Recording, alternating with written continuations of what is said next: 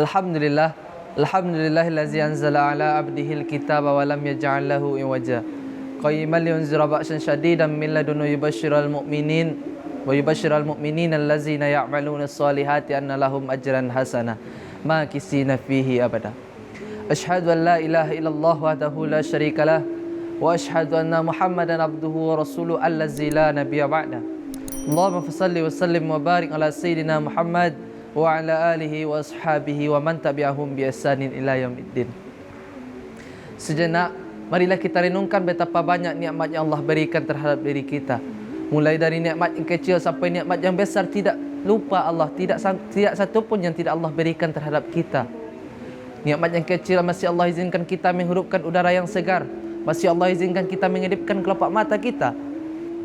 Tidak satu pun Allah cabut nikmat tersebut dari diri kita, masih juga Allah berikan terhadap diri kita. Oleh kerana itu, saudara-saudariku sekalian, marilah kita syukuri nikmat Allah Subhanahu wa taala. Bagaimana cara kita mensyukuri nikmat Allah? Imtisalul awamir wajtinabun nawahi, melakukan segala bentuk yang diperintahkan oleh Allah Subhanahu wa taala dan meninggalkan segala bentuk yang dilarang oleh Allah Subhanahu wa taala. Allah katakan dalam Quran surah Al-Ibrahim ayat 7 yang berbunyi Bismillahirrahmanirrahim. La in syakartum la azidannakum wa la in kafartum inna azabi lasyadid. Barang siapa yang bersyukur akan nikmatku, kata Allah, niscaya akan kutambah, dan sebaliknya barang siapa yang kufur akan nikmatku, niscaya azabku amatlah pedih, kata Allah Subhanahu wa taala. Salawat beriringkan salam dengan mengucapkan Allahumma salli ala sayyidina Muhammad wa ala alihi wa ashabihi ajma'in. Marilah kita perbanyak salawat kita kepada Rasulullah sallallahu alaihi wasallam.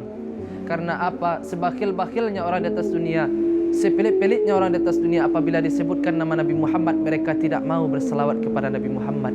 Innallaha wa malaikatahu yusalluna 'alan nabi ya ayyuhallazina amanu sallu 'alaihi wa sallimu taslima. Bahwa sesungguhnya Allah Subhanahu wa taala, malaikat-malaikatnya Allah, rasul-rasulnya Allah berselawat kepada Nabi Muhammad. Jikalau kita mengakui diri kita selaku orang yang beriman, kita mengakui diri kita selaku umatnya Nabi Muhammad, maka lantunkanlah salawat kepada beliau. Suatu ketika sahabat bertanya kepada Rasulullah, "Ya Rasulullah, kaifa salatuna ma'rudatuna laya wa qad harimta?" Bagaimana salawat yang kami lantunkan setiap harinya Rasulullah akan dihantarkan kepada engkau, sedangkan engkau sudah habis dimakan cacing tanah, engkau sudah tinggal tulang belulang, engkau tidak utuh seperti dulu lagi ya Rasulullah. Lalu Rasulullah menjawab, "Innallaha harrama arda jasadal anbiya." Bahwa sesungguhnya Allah Subhanahu wa taala mengharamkan cacing tanah memakan jasadnya para nabi. Oleh kerana itu, saudara-saudariku sekalian, jangan sekali-kali kita enggan bersalawat kepada Rasulullah. Yakinilah salawat yang kita lantunkan akan kembali nanti kepada kita. Saudara-saudariku sekalian yang insyaallah dimuliakan oleh Allah Subhanahu wa taala. Bismillahirrahmanirrahim. Walanabluwannakum bisyai'in minal khaufi wal ju' wa naqsim minal amwali wal anfusihim was samarat wa basyiris sabirin allazina idza asabatuhum musibah qalu inna lillahi wa inna ilaihi raji'un. Yang artinya, dan demi sungguh akan kami uji manusia itu dengan sedikit rasa ketakutan, rasa kelaparan, rasa kekurangan harta, jiwa dan buah-buahan. Sampaikanlah kabar gembira kepada orang-orang yang sabar. Siapa itu orang yang sabar? Orang yang apabila ditimpakan musibah mereka berkata, inna lillahi wa inna ilaihi raji'un. Yang datangnya dari Allah akan kembali kepada Allah. Di dalam krisisnya multidimensi pada saat sekarang ini, mulai dari krisisnya moral, krisisnya ideologi, dan krisisnya ekonomi, sebagaimana ayat yang telah saya bacakan barusan, Allah katakan di ayat tersebut bahwa sesungguhnya Allah akan menguji kita dengan sedikit rasa kelaparan dan rasa ketakutan. Dan sampaikanlah kabar gembira kepada orang-orang yang sabar, orang yang apabila ditimpakan musibah mereka berkata, inna lillahi wa inna ilaihi raji'un. Bahwa sesungguhnya yang datangnya dari Allah akan kembali kepada Allah. Dari ayat atas dapatlah kita telaah bahawa kehidupan manusia itu selalu berputar. Roda kehidupan pasti akan selalu berubah. Terkadang kita jumpai kesulitan di dalam segala bidang, dan di lain waktu kita jumpai kemudahan di dalam hidup. Semua itu merupakan suatu ujian yang Allah datangkan terhadap umatnya. Itu bertanda bahawa Allah menginginkan kita selaku umatnya agar menambah keimanan kepada Allah Subhanahu wa taala dan menambahkan kedekatan kita terhadap Allah Subhanahu wa taala. Itu yang Allah inginkan dari diri kita. Mungkin di antara kita ada yang sedang bertani namun gagal panen, atau panen sukses harga yang kita harapkan tidak sesuai dengan harapan kita, atau kita seorang mahasiswa ada ujian yang tidak dapat kita selesaikan, atau kita seorang pekerja kantor, ada masalah di kantor kita, itu merupakan skenario dari Allah Subhanahu wa taala. Allah itu menginginkan kita agar semakin dekat dengan Allah Subhanahu wa taala dan keimanan kita kepada Allah semakin bertambah. Oleh kerana itu saudara-saudariku sekalian, yakinilah bahawa setiap ujian yang Allah berikan terhadap diri kita, tidak sekalipun Allah memberikan di luar kemampuan kita. Yakinilah, anna inna zanni abdi bi, aku itu dekat, kata Allah Subhanahu wa taala.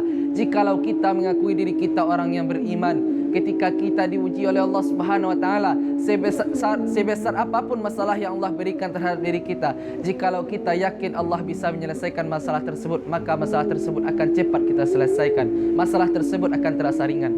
Tetapi jikalau kita yakini masalah yang Allah, ujian yang Allah berikan terhadap diri kita, sekecil apapun itu, tapi jikalau kita tidak yakin Allah bisa menyelesaikan masalah tersebut, maka masalah tersebut akan terasa ringan, akan terasa berat, saudara-saudariku sekalian.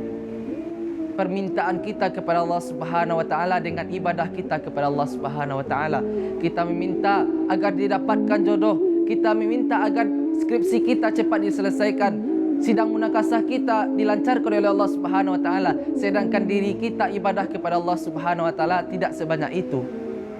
Maka oleh kerana itu saudara-saudariku sekalian, hisap-hisaplah diri kita ke belakang. Apakah kita dekat dengan Allah Subhanahu wa taala atau masih jauh? Kalau kita masih jauh dari Allah Subhanahu wa taala, maka wajar Allah menguji kita dengan hal seperti demikian. Atau kita sudah dekat dengan Allah Subhanahu wa taala, kita masih diuji, mungkin Allah menginginkan keimanan kita kepada Allah Subhanahu wa taala semakin bertambah. Karena Allah sebutkan inna ma'al usri yusra, bahawa sesungguhnya sesudah kesulitan itu pasti akan ada kemudahan, kata Allah Subhanahu wa taala. Tidak satu kali Allah sebutkan, dua kali Allah sebutkan di dalam Al-Quran bahawa sesungguhnya sesudah kesulitan itu pasti ada kemudahan. Yakinilah itu merupakan suatu ucapan dari Allah Subhanahu wa taala yang akan pasti terjadi, bahawa sesudah kesulitan itu pasti ada kemudahan.